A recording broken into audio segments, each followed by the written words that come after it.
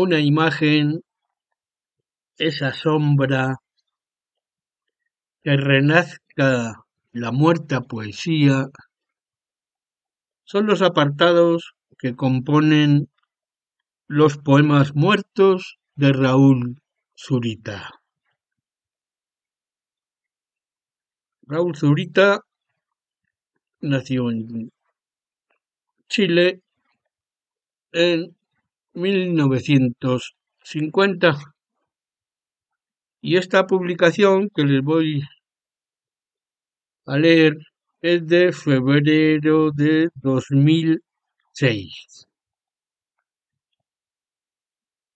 editada por Acrono Producciones, Libros del Umbral, en la, considero, colección Raíz en Trance.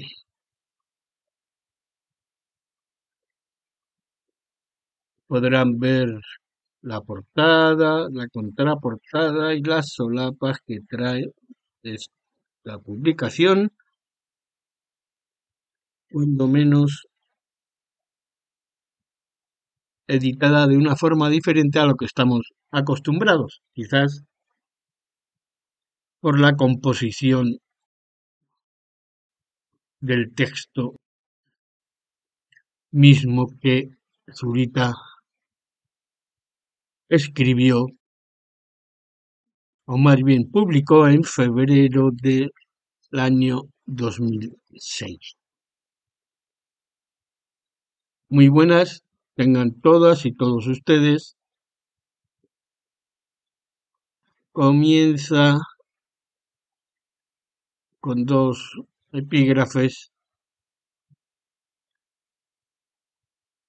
Horacio, arte poética. Nos debemos a la muerte, nosotros y nuestras obras. Y el segundo de Dante Alighieri, Purgatorio, ma qui la morta poesia risurge. Una imagen.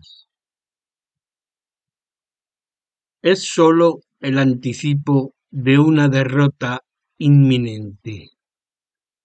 He descrito esa imagen antes, la de los rostros de todos los que has amado dibujándose en el cielo, no sobre las bóvedas de las grandes catedrales modernas, los bancos o las estaciones de metro, sino en el cielo.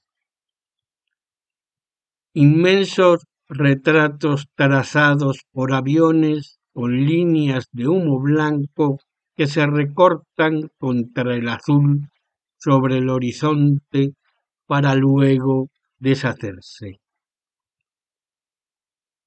Me he sorprendido incluso pensando en los ingenieros y las técnicas que se requerirían para realizarlo, en los financiamientos y en los nuevos médicis de un mundo por venir.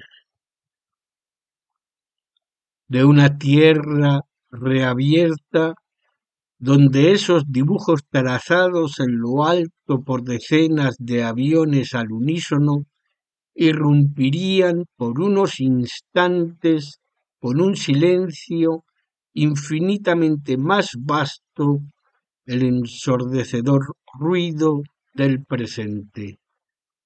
Luego se evanescerían en el viento. He llegado a imaginar que esos gigantescos murales suspendidos son también lo que se entiende por dimensión americana. Es un sueño y no esculpimos el Moisés ni la Pietà, no nos fue dada la cúpula de San Pedro, pero están los Andes, la vastedad del Pacífico y los glaciares, la visión del desierto de Atacama transparentándose frente al océano. Es eso, no pintamos el juicio final, pero nos tocó el color de los desiertos, el color más parecido al de nuestras caras, y de pronto, casi como si fuera una locura la que mira, me ha parecido ver tan nítidamente los dibujos de esas caras dibujándose en el cielo, que he llegado a sentir que mi carne que envejece, que mis nervios, que mis brazos y piernas son ocupados por la fuerza del viento, por las mareas y las rompientes, y entonces sí, me parece que esas figuras me hablan y hablo con las rocas y las olas, con las flores y los árboles, y que no soy yo, sino algo parecido a un parto, algo que se golpea modelando los arrecifes, los acantilados, la línea de las montañas. Si en definitiva no me he extraviado del todo, me gustaría creer que quizás una ínfima parte de eso, tan solo un átomo, es lo que fue imaginado en el cielo aún posible de la Sixtina, algo así como una gran imagen de la desdicha compensada por la furia del amor tallando la piedra. Pero no, la muerte es un hecho inminente y me emociona saber que yo seré el único que habré visto esos dibujos en toda su demencia y belleza. Es ese trazo final de la muerte, su composición que deshará las figuras dibujadas en el cielo igual que el viento, pero que las deshará dentro de mí, sin que ningún otro las vea, lo que paradójicamente me hace sentir que todos somos uno, que lo humano es esa infinidad de poemas, de epopeyas ciegas y cantos, de imágenes extremas que existen sólo para ser contempladas por un único espectador y que morirán con él. Es como si el mundo entero entonces no fuese otra cosa que el cúmulo incontable de imágenes jamás dichas, de novelas jamás escritas, porque su belleza era demasiado rotunda para ser contemplada por algo más que no fuese un ser solo. No hemos sido felices. Es posible que esa sea la única frase que podamos sacar en limpio de la historia y la única razón del por qué se escribe, del porqué de la literatura. Es ese trazo entonces, esa corrección de la muerte, la que le otorga a la poesía su carácter desmesurado y su enloquecedor silencio. Es nuestro silencio. Vivimos en la época de la agonía de las lenguas y los poetas hoy son aquellos seres a los que les ha tocado el papel de cargar con sus poemas muertos para dejarlos frente a las orillas de un océano que estará o no estará, que esas palabras muertas cruzarán o no cruzarán, pero que nos otorga el extraño privilegio de experimentar como quizás nunca se había experimentado antes, que desde el primer texto que se haya escrito, desde la epopeya de Gilgamesh en adelante, sean cual sean las estructuras, los puntos de vista o los personajes que involucre una novela, una epopeya o un drama, muchedumbres como en la Ilíada o el Mahabharata, o un solo hombre como en los poemas de Giuseppe Ungaretti o Cavafis, toda obra literaria es siempre un monólogo.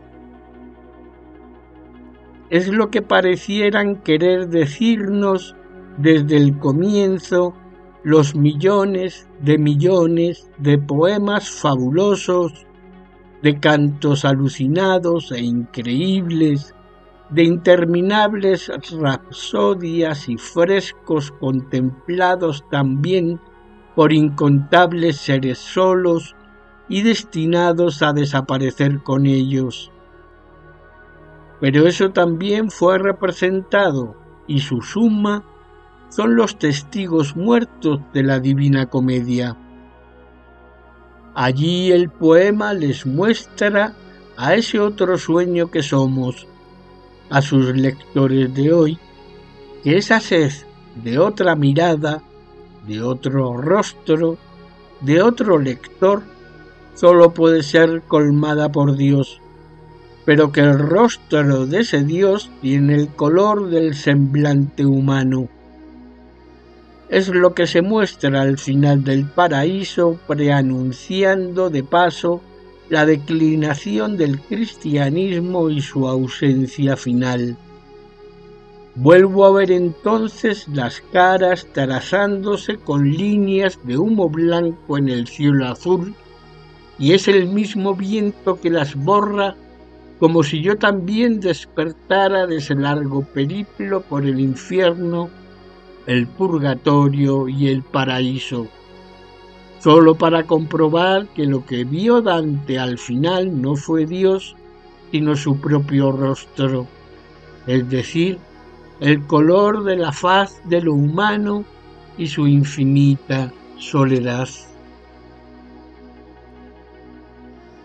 Si la Divina Comedia nos atañe todavía en este tiempo, es porque es el poema máximo de la soledad, el más desgarrado y conmovedor. Esta es la soledad, escribir algo tan colosal, tan enorme, ni más ni menos que escribir una travesía por lo que está desde siempre fuera del lenguaje, por la muerte, solo para escucharle decir a su amor, a Beatriz, las cosas que ella jamás le dijo, y escuchárselas decir de tal forma que pareciese que no es él mismo el que se las está diciendo. Porque una existencia entera no basta para el instante en que declaramos nuestro amor o nuestra definitiva derrota, y me ha parecido que ese instante, a la vez perpetuo e irreparable, es el territorio que, como los muertos de Dante, una y otra vez nos ha sido asignado. Es como si debiéramos cruzarlo todo, cada sombra y su infortunio, cada pedazo de nuestra carne, condenados a seguir algo que son nuestros propios rictus y ademanes, nuestros gestos de pasión o de soberbia, porque al final lo que conmociona de un hombre no son sus sentimientos, sino sus rictus, esos movimientos casi imperceptibles que poco a poco se van grabando en las comisuras de los labios, en los párpados o en el simple crispamiento de las entrecejas, y que no se resignan a morir con nuestros rostros que mueren. Presos de un insomnio inacabable, los personajes de Dante están en el lado de los muertos porque son sus ademanes físicos, sus tics, sus gestos, muchos más que sus crímenes o sus grandes traiciones, los que les han sobrevivido. Lectores a destiempo de un mundo a destiempo, cada uno de nosotros es el infierno, el purgatorio y el paraíso de esa eternidad perdida. Lo que este poema pareciera todavía intentar decirnos es que en esta vida no nos cabe toda la vida. Es preciso el trazo de la muerte porque ese es el único encuadre, la única toma que puede hacer de cada instante de nuestras existencias, de cada imagen borrada y de sueño de las que nos tocó ser los únicos espectadores, las obras máximas que la violencia de la historia nos niega. Sin embargo, mimetizados también entre los resplandores fúnebres que acompañan este nuevo milenio, resplandores que nos hemos empeñado en llamar progreso, de tanto en tanto, como si sus mismos sonidos viniesen sobreviviendo desde un tiempo indiscernible, todavía es posible escuchar las notas de una piedad que se niega a apagarse sin antes haber marcado sobre nuestros rostros y quizá para una nueva sobrevivencia el rictus de su compasión y de su misterio. Duramente entonces, levantando una vez más las caras aplastadas contra los granulosos pavimentos, a esa piedad por cada detalle del mundo, es a lo que llamamos el poema. Pero el lenguaje agoniza y esos poemas son nuestros poemas muertos. El papel entonces del poeta contemporáneo es cargar con sus poemas muertos y nuevamente es una imagen, la de miles y miles de figuras que desde distintos lugares avanzan a trastabillones entre los bocinazos de los automóviles, entre el ensordecedor ruido de los mass media, entre las rutilantes imágenes de la publicidad, cargando con los bultos de sus poemas muertos para dejarlos en una playa que tal vez esté o no esté frente a las orillas de un mar que estará o no estará y regresar una y otra vez con esas cargas muertas en las espaldas mientras alguien desde las murallas de una ciudad eternamente sitiada y eternamente destruida, alguien causante de todas las desgracias y por ende de todos los cantos, los observa describiéndoselos a un Príamo también imposible, fantasma entre los fantasmas que la toma por los hombros, arropándola. Son miles de siluetas que avanzan sobre la playa a duras penas. Uno de ellos es un Homero negro de una diminuta isla del Caribe. Otro es un joven de Tabasco y a su lado un peruano que vive en Arequipa. El más anciano es Parra. Hay otros que vienen de Irlanda y de África, otros de regiones montañosas y sangrientas.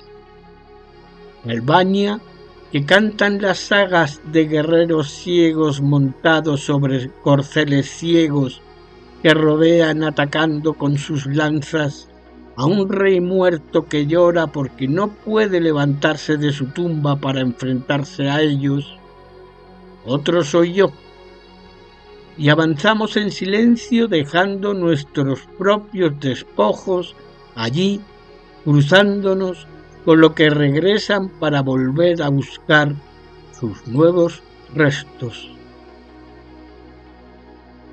Ese es el radical exilio de la poesía y el silencio que rodea en nuestra época a los grandes poemas. A los grandes poemas muertos que hoy continúan escribiéndose. No hace sino reiterar esa agonía general de las lenguas, donde la poesía es el arte más frágil, porque es lo primero que muere con las palabras que mueren, pero que también es el más poderoso porque es el único que puede levantar desde su muerte la imagen interminablemente borrosa de otra playa, de otra orilla que de nuevo puede estar o puede no estar y donde otros seres, también difusos e improbables, miran dibujarse sobre el cielo los mismos rostros que sobrevivieron solo por el amor en nuestra memoria. A esos otros que quizá estén o no estén en la orilla opuesta de un mar que existirá o no existirá, que responderán o no responderán, que ensayarán las exequias de los poemas muertos o no las ensayarán, es también a lo que desde aquí podemos llamar el lector. Imaginemos entonces un rey muerto que llora porque no se puede levantar para defenderse, porque en rigor la belleza de nuestros poemas muertos radica solo en el hecho de que nos libera de la tarea de tener que comprobar que esos bultos que vamos dejando en esa playa improbable somos nosotros. Más aún, que si los poemas existen es porque un cúmulo incesante de conmociones inútiles nos ha puesto en la encrucijada de elegir entre simulacros, entre sombras de sombras y de escenas repetidas hasta la extenuación, como si el mundo no fuese más que una serie de borradores y de intentos, porque la obra, la definitiva, está en el mejor de los casos escrita desde siempre en un par de lugares comunes y, en el peor, en las exigencias de un evangelio que jamás podremos cumplir. Más allá de la típica arrogancia de los indefensos, los poetas eligen ser la humildad de ese lugar común que significa que sólo de vidas a medias, de pasiones sofocadas por pudor, puede levantarse la fulguración de una Beatriz, de la sombra de una Helena sobre las murallas eternamente destruidas y de la nada. Escribir es la constatación simple de esa persistencia. En sus pasiones contrahechas y anónimas, también millones de millones saben que su devoción es el rasgo que le da la eternidad a la tierra, pero solo ellos lo saben.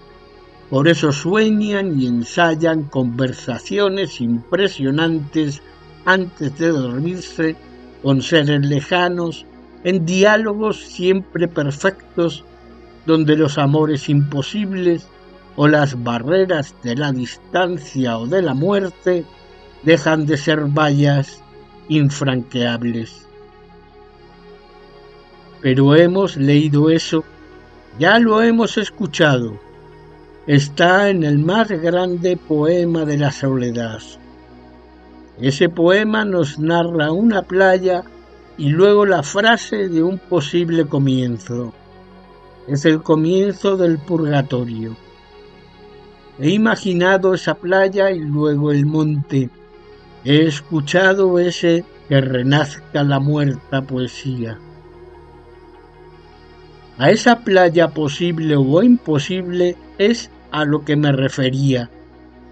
Pero en verdad no hay misterios, porque todos podemos comprender en alguna parte de nosotros mismos el amor que muere.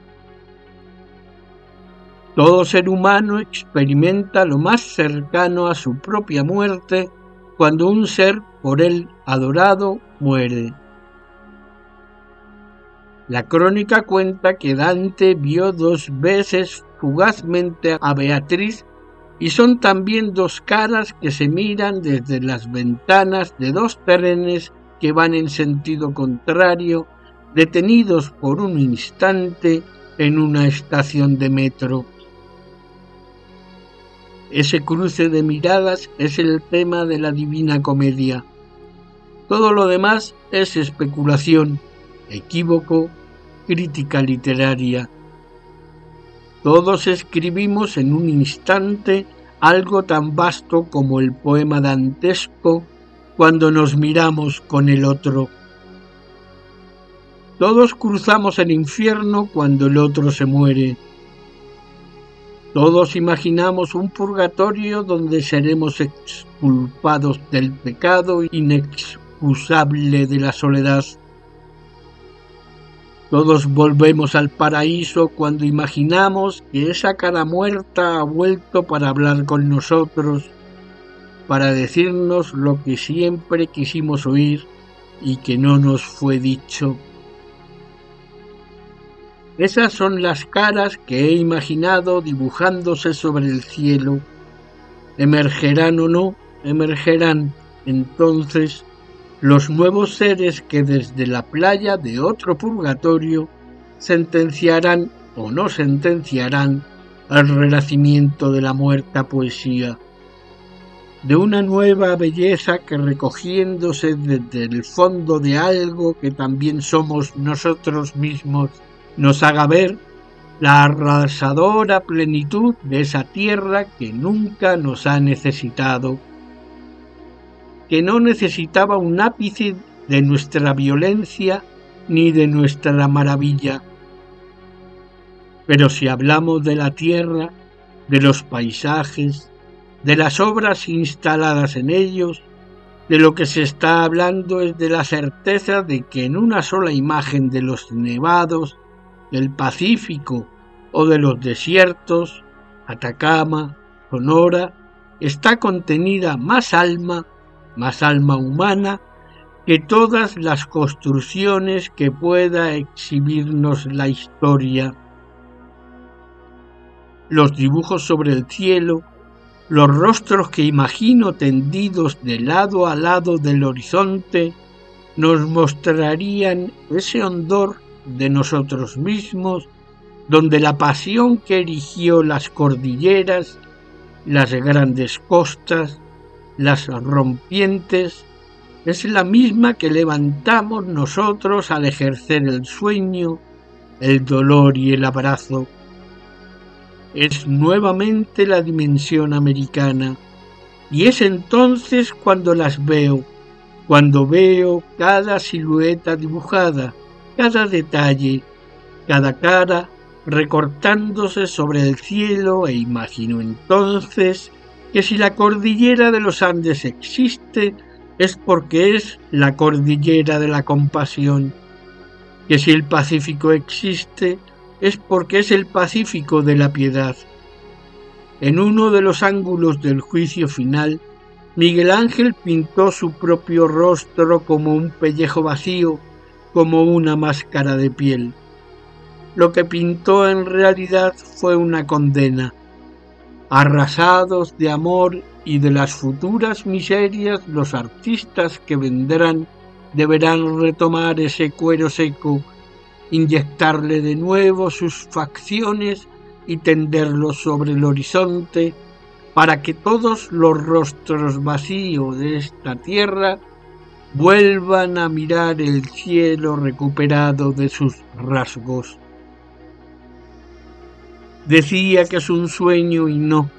En el tiempo de la agonía del lenguaje y de la absoluta supremacía de la superficie, el autorretrato vaciado de Miguel Ángel representa una profecía cumplida y al mismo tiempo un posible vislumbre del porqué de la sobrevivencia de la poesía.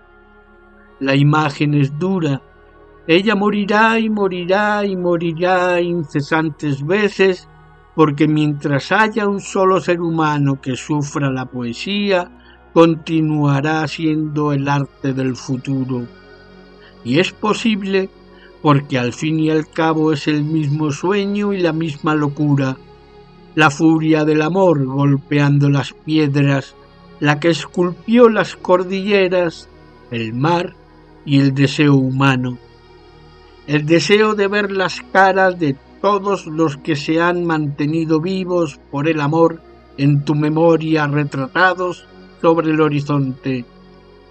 Luego vendrá la noche y quizá las estrellas.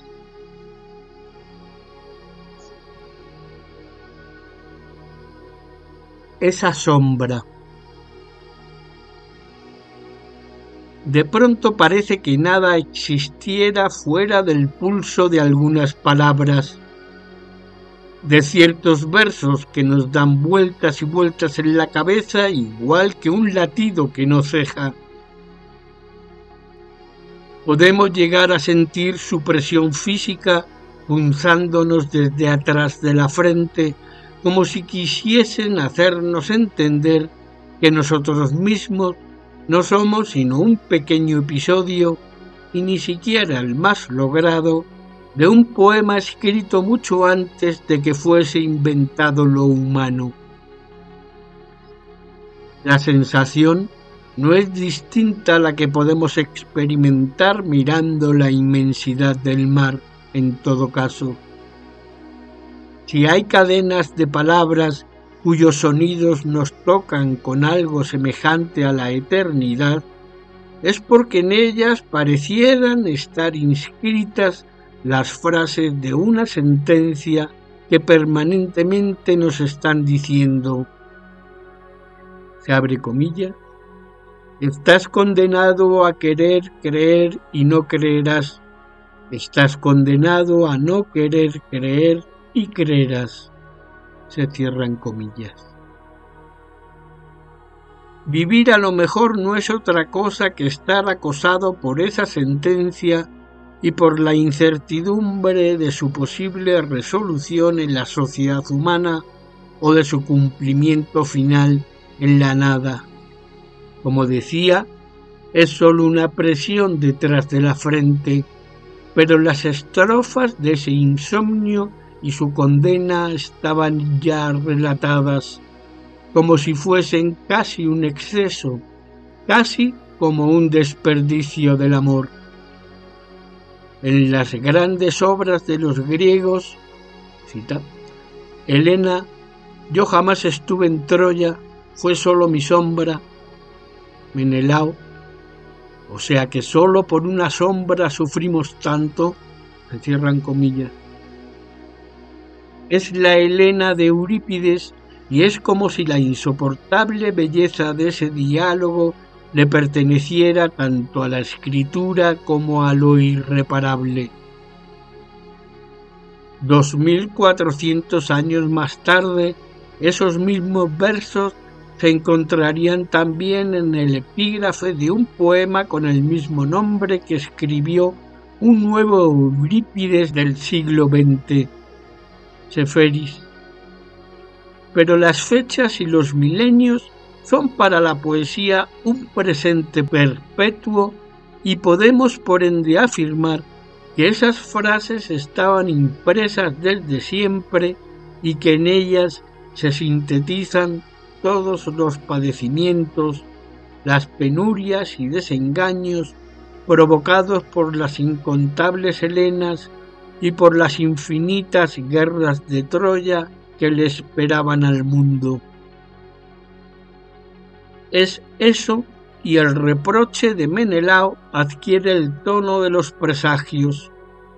Su desengaño no es otra cosa que el corazón mismo de esa cohorte innumerable de catástrofes y de remordimientos que después alguien llamó la aventura humana. ¿Cómo hacer entonces aún más evidente ese abrupto golpe de sangre que nos atenaza cuando algo nos parece extremadamente bello? ¿Cómo poder transmitirles a otros, al que lee hoy día, que todo lo devastado que podemos contener en nuestra vida, que todos los espejismos y los reproches ya estaban descritos en esos dos versos? En fin, ¿cómo explicar que en esa Helena, que en esa sombra por la que murieron y siguen muriendo tantos, estaba descrito lo que sería nuestra existencia, es decir, ese horizonte omnipresente de promesas y pequeñas traiciones, de hierros casi invisibles y de faltas mínimas que sumándose una a una, como una luz de nieve, van creciendo hasta formar después las dictaduras, las grandes guerras, Auschwitz, el tercer mundo, la demencia.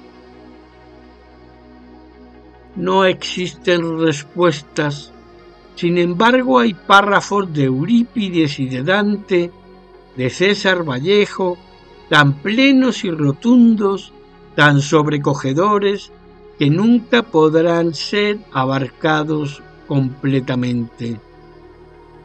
Sus movimientos solamente son comparables con los grandes espectáculos de la naturaleza, con las mareas del océano o con el resplandor de las cordilleras bajo la nieve.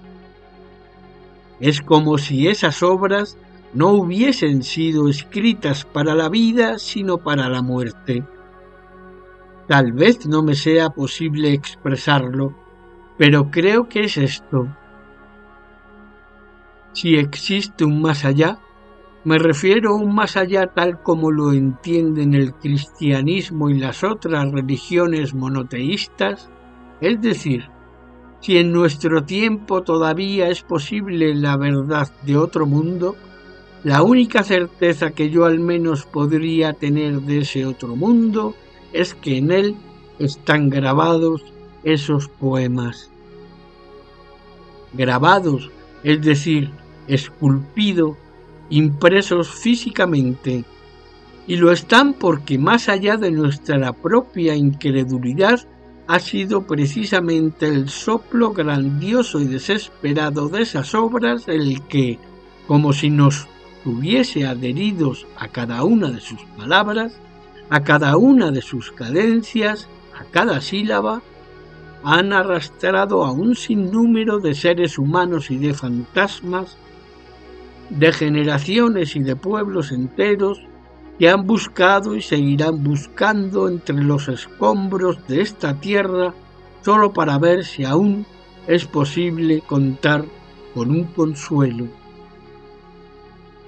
Son entonces esas palabras las que al clavársenos en la memoria nos hacen entrever que esto que hemos llamado realidad, existencia, mundo, no se acaba en el mundo, que si la felicidad puede ser transitoria, el dolor en cambio no se termina en el dolor y que la función de todos los grandes poemas es atravesar la vida únicamente para que nosotros, encadenados, clavados a la cruz de esas palabras como los sobrevivientes a una balsa, podamos también cruzar los límites de la muerte y pervivir en los gestos, en los rictus de nuestra felicidad, altivez o amargura. Es por eso que la comedia dantesca o el murmullo de los fantasmas que nos hablan en ese otro fin de mundo, en el Pedro Páramo, todavía no son audibles.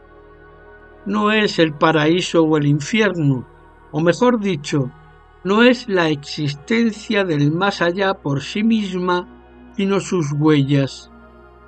Esa marca que grabada en los gestos nos dice que en un solo instante, que en ese súbito enamoramiento ante un rostro de la calle o en la imagen de un hombre apaleado por la policía, están ya contenidas todas las improntas, todas las posibilidades del paraíso y del infierno. En otras palabras, están ya contenidos los espejismos y las luces de una eternidad que no es otra que la congoja de un minuto. Yo te amo. Allí están esos dos versos. Nada puede morir con nosotros si yo te amo. Como Helena de Troya entonces, como Beatriz, como Susana San Juan, como todos los espejismos, tribulaciones y sueños, viven de mi amor que no muere, de mi amor que no muere ni aun cuando muera el amor.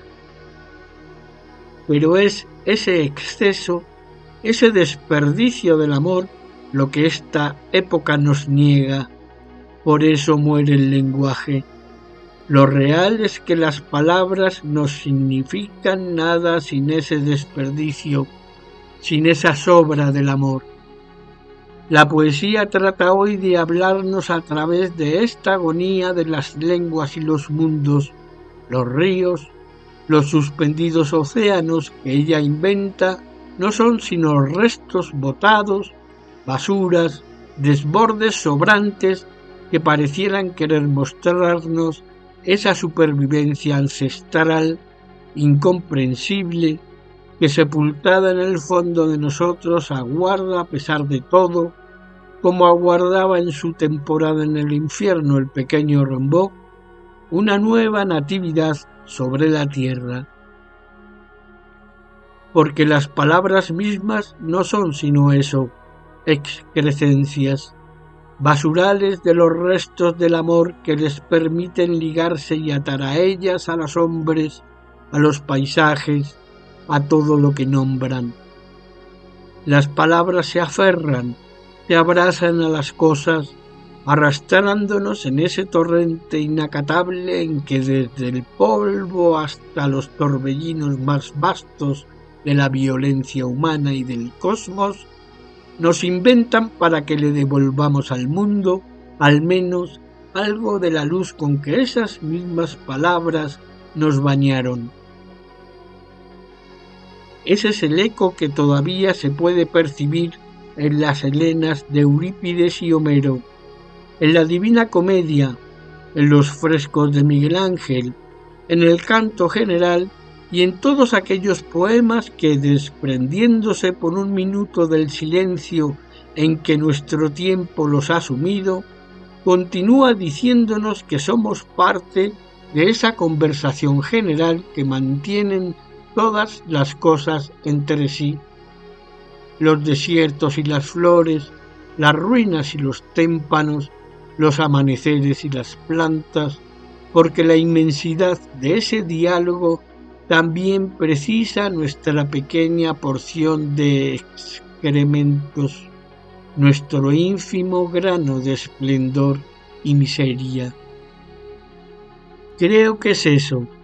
Infinidades de hombres han visto sus Helenas encaramadas sobre roqueríos inalcanzables, han luchado y muerto por ellas sin saber que esa sobra era el mundo, que él es precisamente esa sobra inconsumida del amor y que sólo desde ese derroche podemos ver la noche estrellada y las ciudades, la constelación de los edificios y las negras barcas que junto a Homero escribieron las estrofas de la Ilíada.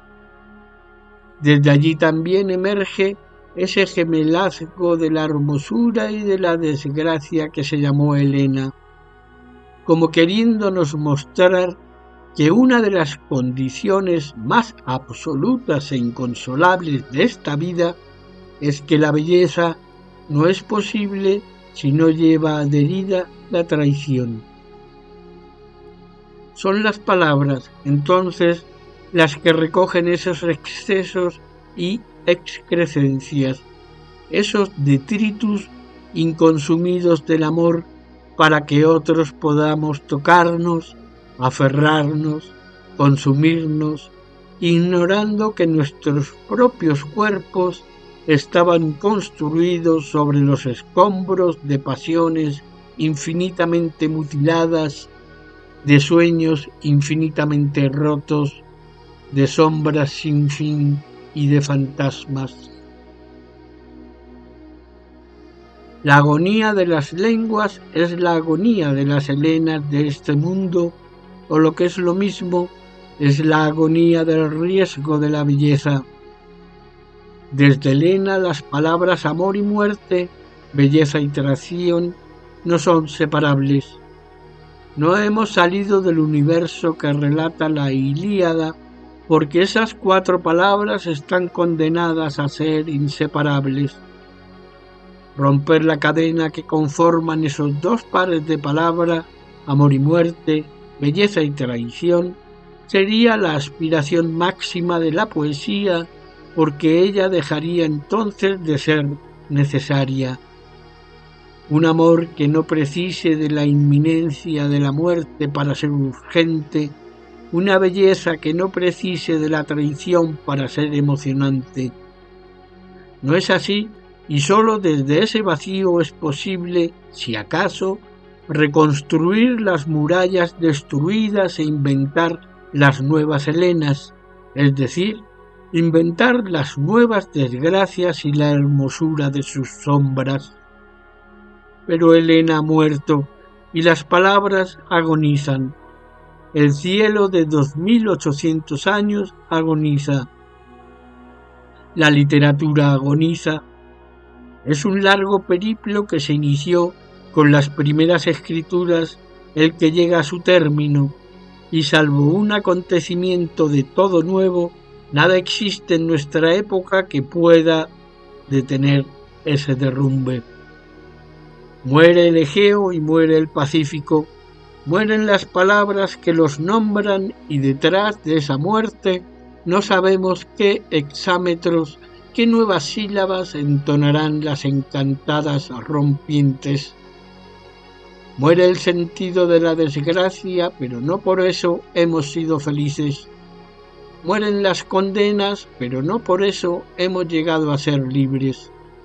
Sin embargo, todavía hay un hálito, una piedad por el universo y el mundo que no quiere morir con las palabras que mueren porque sabe, como lo saben Helena y Menelao, como lo saben los personajes que habitan el infierno dantesco, como lo sabían los antiguos incas muertos de las alturas de Machu Picchu, que los grandes salmos, que los versículos y las estrofas que los han nombrado son la metáfora y la más impresionante de ese pulso que latía detrás de la vida, que la poesía, desde Homero y el cantar de los cantares, ha sido la gran imagen, el gran relato de esa misericordia en la cual los seres humanos, es decir, la pasión, el sueño, la desventura de vivir, pueden entonar una y otra vez los cantos maravillados de sus derrotas.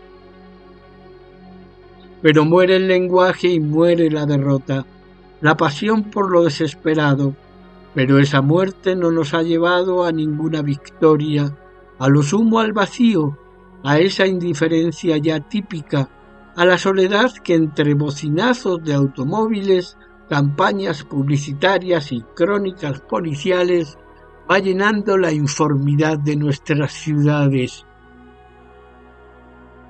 Como un abrupto silencio instalado al medio de este tiempo, la poesía es así la expresión casi inaudible de esa piedad por todo lo perdido del mundo. Su agonía se cruza con el Padre, Padre, ¿por qué me has abandonado? Y su misión, si se nos permite de nuevo usar el término, es representar para los estertores de este tiempo la misma pasión, el mismo enronquecimiento de las palabras finales del Calvario. No es mucho más lo que se puede decir. Clavados a una cruz que hemos desconocido, bajo la misma inscripción burlona, pareciera que hoy solo nos cabe esperar, como si el universo mismo fuese una espera, que los años en que nos ha tocado vivir, es decir, los años de la muerte del lenguaje, sean, y contra todas las evidencias, el preludio de otra natividad. El preludio de una civilización en que los inmensos artistas que habrán de pintar sus grandes frescos sobre el azul del cielo, los Homero y Miguel Ángel del océano que recomienza, pueden cantar los nuevos designios de una belleza que ya no precise de la traición. No es más que un vislumbre, pero en una imagen que me ha perseguido me pareció que los ríos, que las inmensas cordilleras sudamericanas, que el Pacífico comenzaban a elevarse ascendiendo en el cielo, como si en los paisajes estuviera contenida una redención infinitamente más vasta que lo humano, un consuelo, una esperanza tan arrasadora y enorme que sólo les puede pertenecer a los cataclismos o al desvarío. También vi unas frases escribirse en lo alto, las frases en el cielo, y luego deshacerse. Fue eso. En realidad no hay mayor misterio en todo esto. Cuando niño creía que efectivamente el mar se doblaba continuando en el cielo, y seguramente no vale la pena insistir en estos poemas de la soledad. Sin embargo, como si emergieran de unas estrofas desconocidas, alcancé todavía a imaginarme que en aquellas inmensas improntas, que en el espectáculo de todas las cosas ascendiendo desde la muerte de las palabras, estaba también escrito, igual que Helena sobre las rocas de la Ilíada, ese sueño milenario, su desgracia y su resplandor. Yo nunca estuve en Troya, fue solo mi sombra.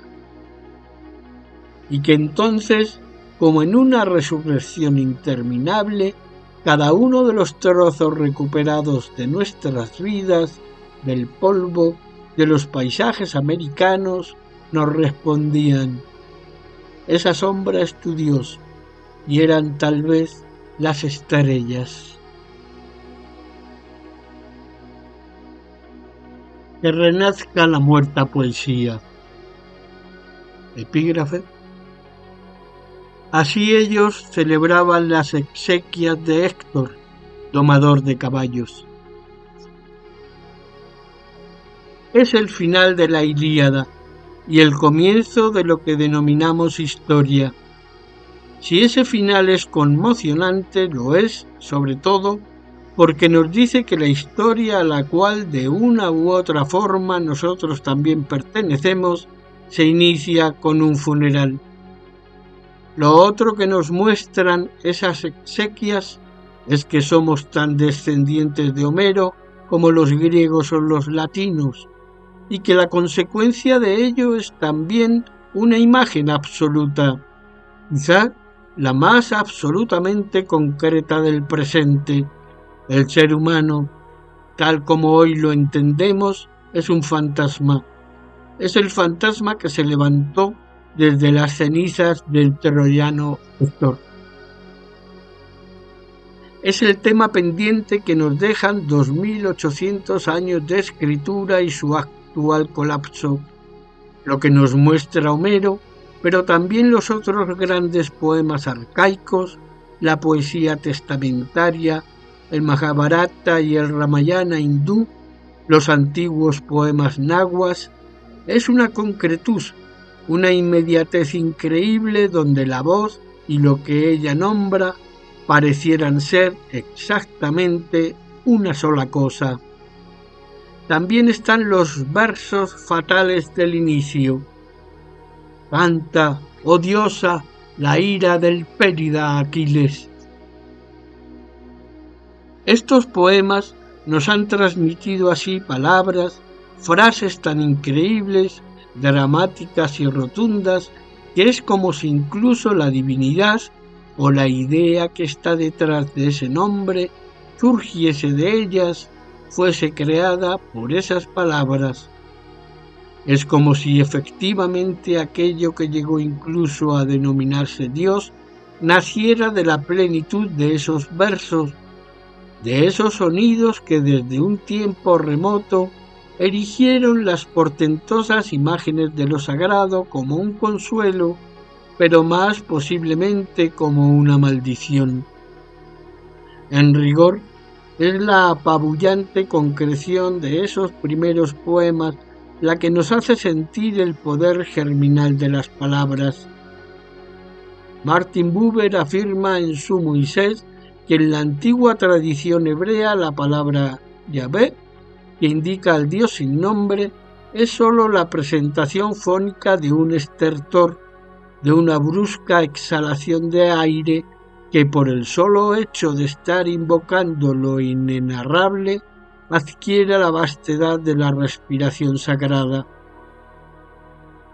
Si realizásemos la tarea imposible de sacar al Dios sin nombre de la gran poesía testamentaria, desde el Génesis hasta los Salmos, solo nos quedaría el jadeo humano, la maravilla del encuentro y de la promesa, la traición, los celos, el castigo, la maravilla de la nueva reconciliación y de la nueva promesa y luego, sucesivamente, la nueva traición, los nuevos celos, el nuevo castigo y el nuevo reencuentro y así hasta el fin del lenguaje.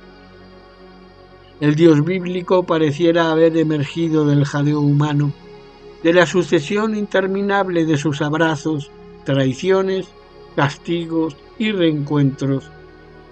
Es un Dios jadeante porque las vidas humanas lo son, o bien los hombres en sus vidas van repitiendo el jadeo de Dios. Eso es estar hechos a su imagen y semejanza. La imagen de la poesía y del poema se muestra entonces como el corolario estremecido de un estertor y de un gemido traspasado al mundo en las palabras finales de un calvario. Al igual que el verso final de la Ilíada, el Padre, Padre, ¿por qué me has abandonado?, consuma una condena que también parece nacer del abismo de su mismo grito. Serán en todo caso las lenguas de los hombres, más que sus acciones, las que deberán cargar con la culpa de esa violencia. El pintor Francis Bacon no veía en la cruz nada que no fuera una simple imagen más de esa violencia, de lo que unos hombres le pueden hacer a otros hombres. Como si en el aliento y en el ronquido de las palabras, incluso antes de que los hombres las hablaran, estuviese ya grabado el destino de una redención perpetuamente cancelada. Es esta época la que nos ha enfrentado con el cataclismo de esa condena primigenia. Las lenguas humanas serán capaces de nombrar el amor, pero sobre todo deberán nombrar los crímenes, y la expresión máxima del cumplimiento de esas sentencias es nuestro tiempo. Nacimos en un siglo que alcanzó el non plus ultra del horror, de la crueldad y del genocidio, y que sólo en el lapso que comprende las dos guerras mundiales, o sea, en menos de 40 años, costó en Europa 60 millones de muertos, con toda su secuela de desplazados, mutilados y psicóticos, y que continuó perpetuándose en las dictaduras latinoamericanas, en Ruanda, en Afganistán, en Irak. En suma, es toda la portentosidad de la muerte la que no podía sino erigir la visión de un derrumbe que primero que todo es el derrumbe de las palabras. A cambio de poder nombrar el mundo, ellas debieron primero expresar la tragedia. Es lo que estaba también ya contenido en el Canta odiosa la furia del pélida Aquiles, con que comienza la Ilíada y la poesía contemporánea.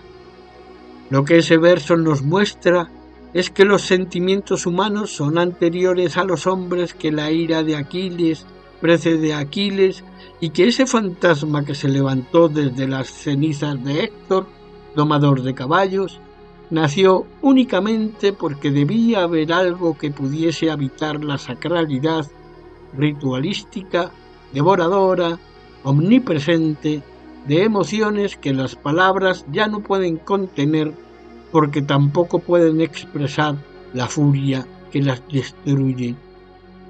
Pero eso también ya estaba predicho en el verso inicial de la ira de Aquiles. Lo que él nos anunciaba es que la ira de Aquiles, que mata a Héctor y que se perpetúa en lo humano, se volvería finalmente contra las mismas palabras que la nombran.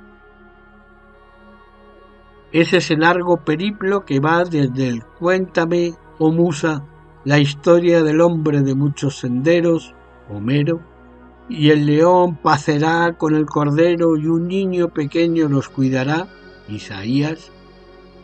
Nadie, ni entre los dioses ni entre los efímeros mortales es capaz de rehuirte, Sófocles. Yo nunca estuve en Troya, fue solo mi sombra, Eurípides. Porque en el río del alma las victorias del espíritu son los baños sagrados, la verdad sus aguas, la posesión de sí sus orillas y la ternura sus olas, Mahabharata. No apagarán el amor ni las muchas aguas, ni los ríos, cantar de los cantares. Al poseerse los amantes dudan, Lucrecio.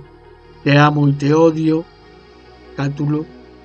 La gloria de aquel que todo mueve por el universo penetra y resplandece, Dante. Ni el mármol ni los dorados monumentos de los príncipes sobrevivirán a esta rima poderosa, Shakespeare. El canto de los cielos, la marcha de los pueblos, Rimbaud.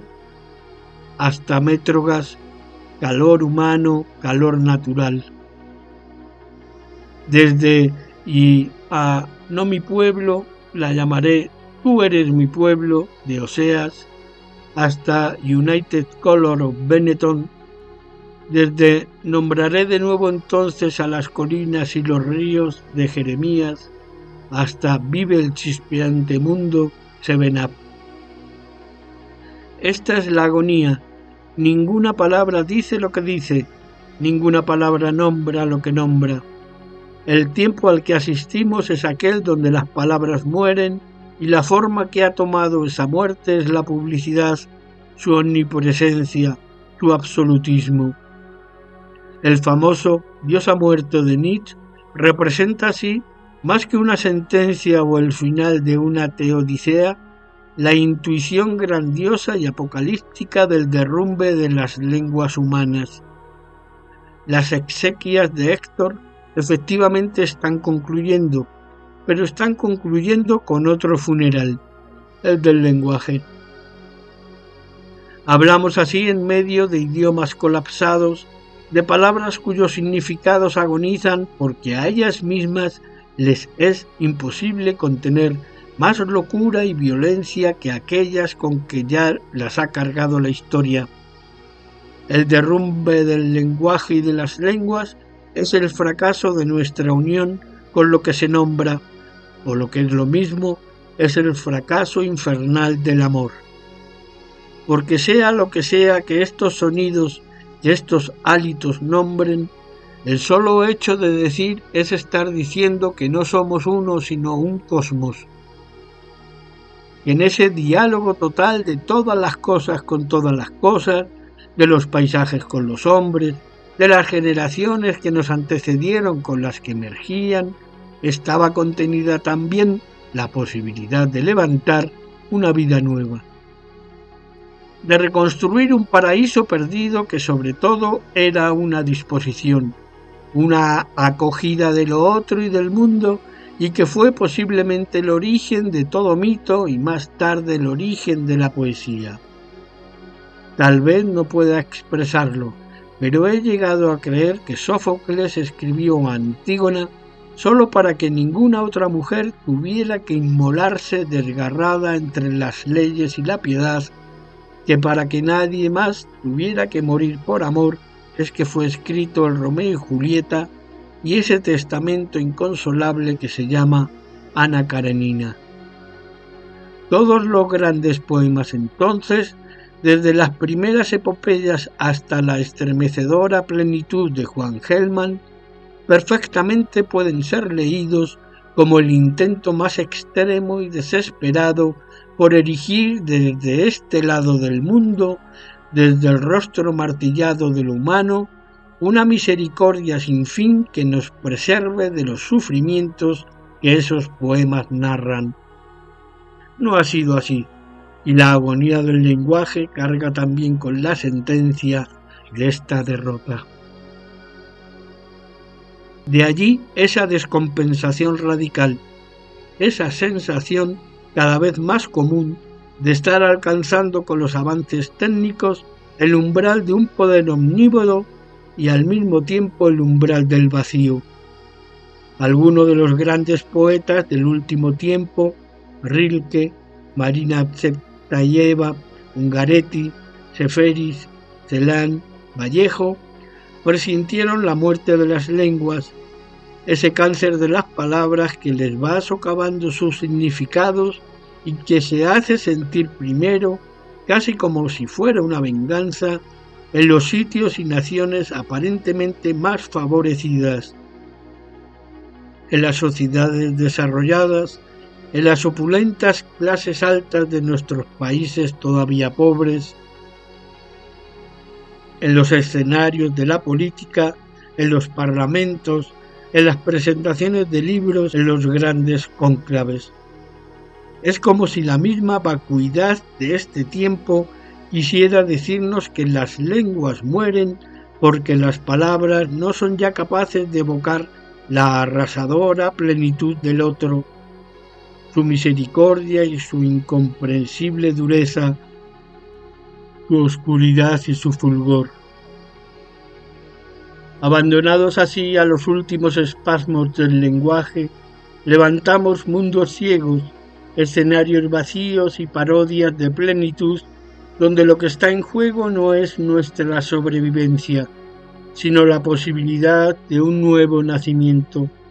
Porque sí, se puede sobrevivir a la muerte y una tierra en extremo poblada estará siempre allí para mostrarnos que se sobrevive permanentemente, que se sobrevive como género, como especie, como colectivo.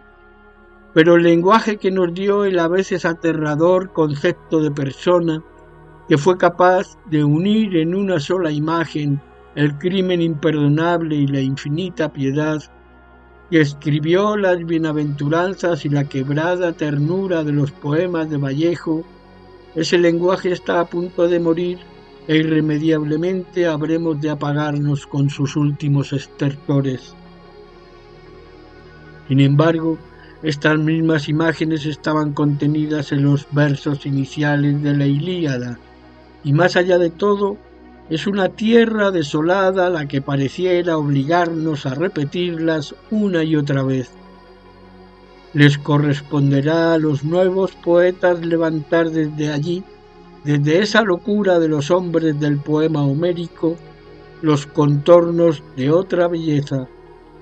Si no es ya demasiado tarde, serán ellos, los nuevos Homero y Miguel Ángel de este tercer mundo, quienes deberán enfrentar las tareas de un trabajo gigantesco y desmesurado, inscribir sobre el cielo, sobre la tierra, sobre los desiertos, una nueva y arrasadora compasión, una ternura incolmable por cada átomo, por cada mirada, por cada aliento de la vida que nos lleve a contemplar de nuevo, como si nos levantáramos por primera vez, la reconquistada diafanidad del mundo. Sin saber bien cómo en un poema traté, dudosa, precariamente, de imaginarme al menos algo de esa diafanidad. Era la visión del océano Pacífico ascendiendo sobre el cielo. Imagino que lo recordé ahora porque deseo creer que si esa nueva compasión adviene, que si esa piedad por el mundo tendrá un lugar, será también la compasión de estos paisajes, de estas cordilleras y de estas largas llanuras, de los ríos, de las playas, de todo lo que es, elevándose a los cielos por el amor nuestro. Es el amor que imagino. El papel entonces del poeta contemporáneo es cargar con sus poemas muertos hasta las orillas de una playa que tal vez esté o no esté, para que crucen desde allí o no crucen el infierno de lo inexpresable y emerjan o no emerjan en las orillas de un nuevo purgatorio que, como en Dante, tendrá grabadas de nuevo las primeras palabras, que renazca la muerta poesía. Si se puede hablar entonces de una tarea de la poesía, si es todavía posible decir eso, Esa tarea es la de cruzar su propia muerte para que las palabras puedan otra vez evocar y hacer cotidiana la concretud a veces terrible de la existencia. Esa fue la estremecedora plenitud de Sófocles y Esquilo, de los antiguos profetas, de las elegías que nos han legado los poemas nahuas. Casi 3 milenios más tarde, en una de sus poesías más extraordinarias, España, aparte de mí este cáliz, Vallejo vio en la letra, es decir, en los átomos indivisibles de las palabras, el origen de la pena. Él pensaba en el castellano y en la destrucción que significó su imposición en este continente.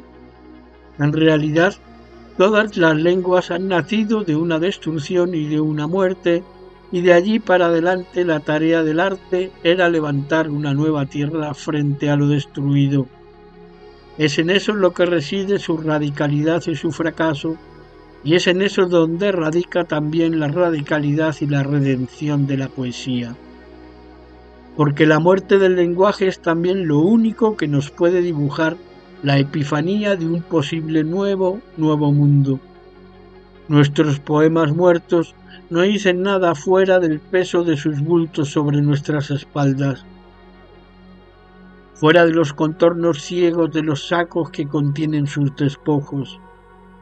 Nuevamente entonces, como los héroes que desde los muros iba describiendo Helena, más allá de cualquier opaca celebridad o reconocimiento que esos despojos aún provoquen a su paso, solo nos fue dado dejarlos en las orillas de un mar casi impensable, mientras detrás siguen las mismas murallas redondas, la misma ciudadela eternamente sitiada.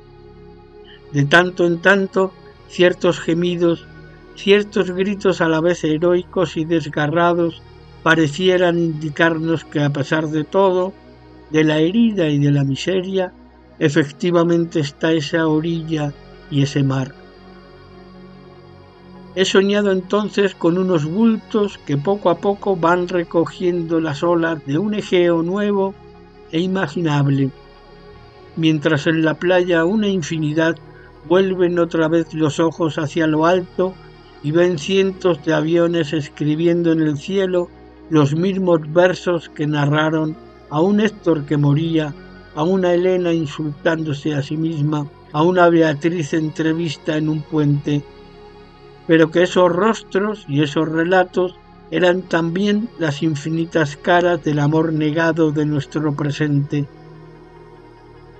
Me he imaginado incluso que ese cielo es este mismo cielo, el de nuestra vastedad americana, y que tocados por la agonía del lenguaje, volvemos sin embargo a escuchar los sonidos de todas las lenguas resurrectas, es decir, volvemos a escuchar el pulso de un canto inabarcable. Quizás algún día otros pregunten por este tiempo y nosotros volvamos a ver a través de sus ojos la época en que nos tocó vivir, su pulsión de muerte, su amor sofocado. Pero quizás para entonces los poemas ya no sean necesarios. No me es posible avanzar mucho más y la imagen, reitero, solo le puede pertenecer al desvarío. Me ha parecido ver miles y miles de sacos que avanzan flotando sobre las olas de un mar muerto que los lleva. Sí, eso es. Tuvimos que soportar el escupo de los viejos poetas en la boca justo cuando cerrábamos los ojos esperando un beso. Clavado por ese escupo, quise imaginarme, no obstante, el torrente de las lenguas revividas y que allí, en medio de ellas, barridos por las fuerzas de esos hálitos, de esos estertores y palabras, otros hombres se agachaban recogiendo en una playa irreconocible unos bultos arrojados por las rompientes. Más allá, decía, hay otro comienzo, una pálida imagen del amor y las estrellas.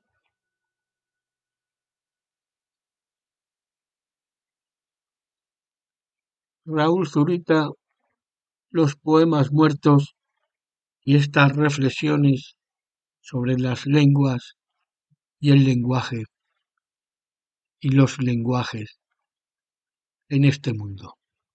Muchas gracias, nos escuchamos otro día.